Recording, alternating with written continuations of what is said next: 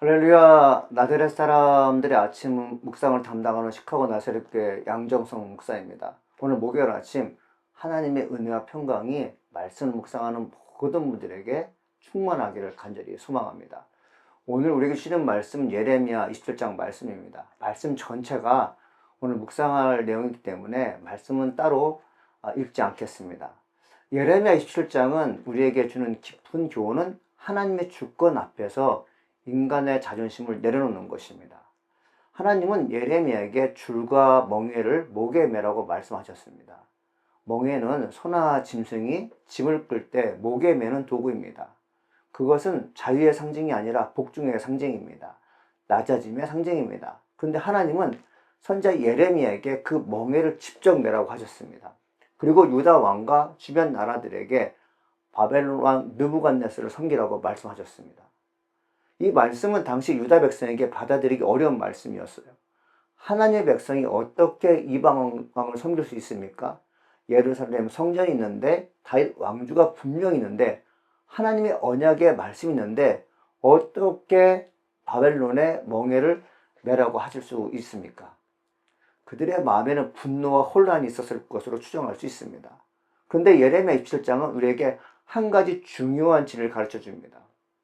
하나님은 유다만 다스리는 분이 아니라 온 땅을 다스리는 분입니다. 하나님은 성전 안에만 계시는 분이 아니라 제국의 역사까지 움직이는 분입니다.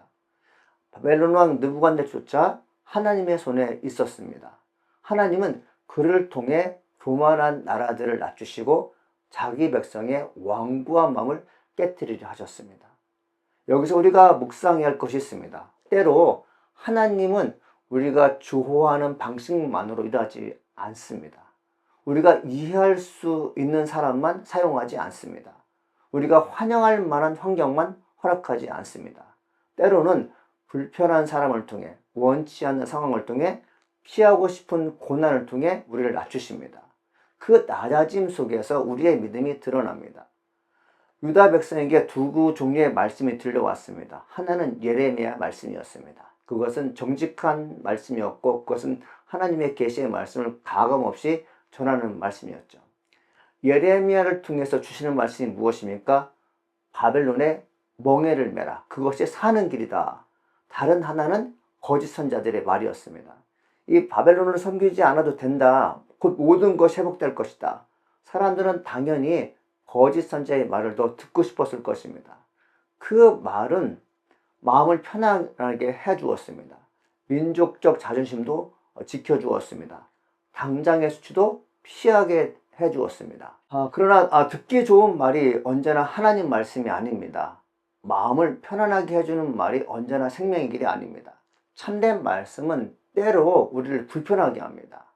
우리의 자존심을 건드립니다. 우리가 붙들고 있는 잘못된 기대를 무너뜨립니다. 그럼에도 그 말씀이 하나님께로부터 온 것이라면 그 안에 살 길이 있습니다. 예레미야 27장의 멍에는 심판의 상징이면서 동시에 은혜의 통로였습니다. 바벨론을 섬기는 것은 굴룩처럼 보였지만 하나님의 정하신 보존의 길이었습니다. 끝까지 버티고 정하는 것이 용기처럼 보였지만 그것은 오히려 멸망의 길이었습니다. 하나님이 허락하신 멍에를 거부하면 더 큰 고통이 찾아옵니다. 하나님이 정하신 낮아짐을 받아들이면 그 안에서 생명의 길이 열립니다. 우리의 삶에도 멍에가 있습니다. 책임의 멍에, 관계의 멍에, 사명의 멍에, 억울함의 멍에가 있고 기다림의 멍에가 있고 침묵해야 할 시간의 멍에가 있습니다. 우리는 그 멍에를 빨리 벗고 싶어 합니다. 왜 내가 이것을 감당해야 합니까? 왜 내가 이런 시간을 지내야 합니까? 라고 묻습니다. 그런데 믿음의 사람은 한 걸음 더 깊이 묻습니다. 주님, 이 멍에 속에서 제가 배워야 할 것은 무엇입니까? 이 낮아짐 속에서 주님이 제 안에 이루시는 것은 무엇입니까? 이 불편한 현실 속에서 제가 붙들어야 할 하나님의 뜻은 무엇입니까? 예레미야 27장 우리에게 현실을 영적으로 해석하라고 가르칩니다. 모든 어려움을 실패로만 보지 말아야 합니다. 모든 낮아짐을 수치로만 보지 말아야 됩니다. 모든 기다림을 지연으로만 보지 말아야 합니다. 하나님은 때로 우리의 길을 막으심으로 우리를 살리십니다. 우리의 계획을 멈추게 하심으로 우리 영혼을 지키십니다. 우리가 원하지 않는 멍에를 매게 하심으로 우리 안에 교만을 꺾으시고 더 깊은 순종의 자리를 이끄십니다.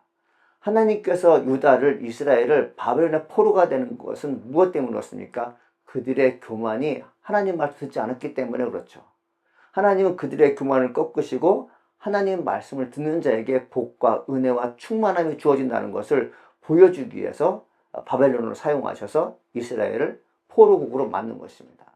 이 전체적인 말씀 중에서 우리가 적용할 것이 무엇입니까? 첫째는 하나님의 주권을 인정해야 합니다. 내가 원하는 방식으로 일이 풀리지 않아도 하나님은 여전히 다스리십니다.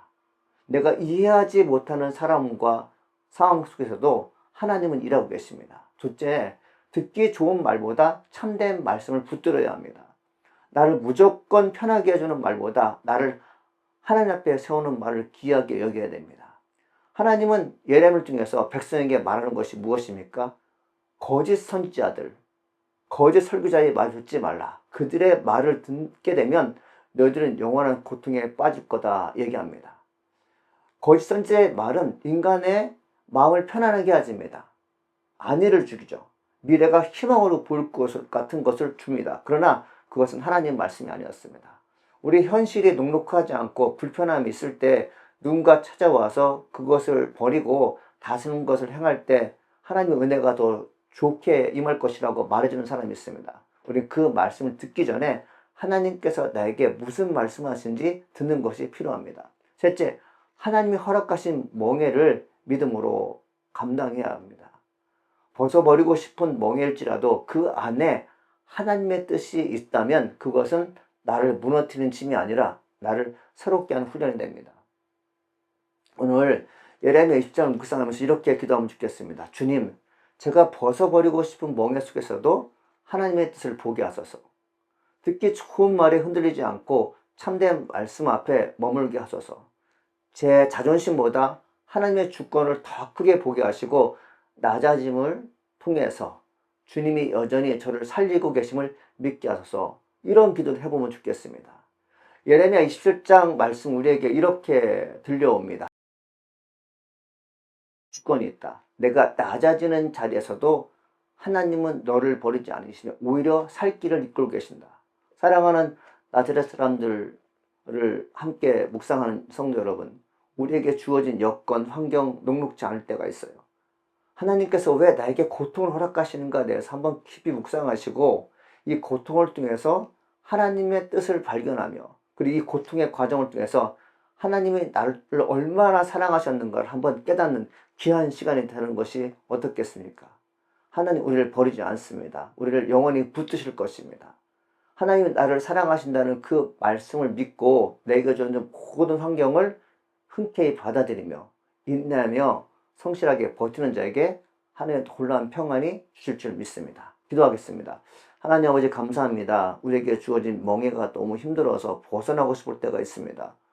하나님 말씀이 아님에도 불구하고 인간의 유혹의 말이, 사탄의 현혹의 말이 내 인생을 바꿔놓을 때가 있습니다. 하나님, 우리가 내게 주어진 시간을 선용하면서 동시에 주님께서 나에게 왜 이런 고난을 허락하시는지 잠잠히 묵상하며 생각할 수 있는 축복의 백성에게 도와주시옵소서.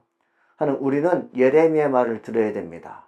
그 말씀이 고단할지라도 힘들지라도 듣고 신뢰하게 되면 하나님께서 반드시 해방의 분과 새로운 역사를 허락하실 것을 믿습니다. 주님, 오늘도 하나님 백성들을 귀하게 여기서 믿음으로 승리하게 도와주시옵시고 어떤 환경과 불의함 속에도 부정적인 말을 삼가하며 긍정의 언어로 하나님께 내 마음을 표현할 수 있는 능력의 종들이 될수록 축복하여 주시옵소서. 예수님의 이름으로 기도합니다. 아멘.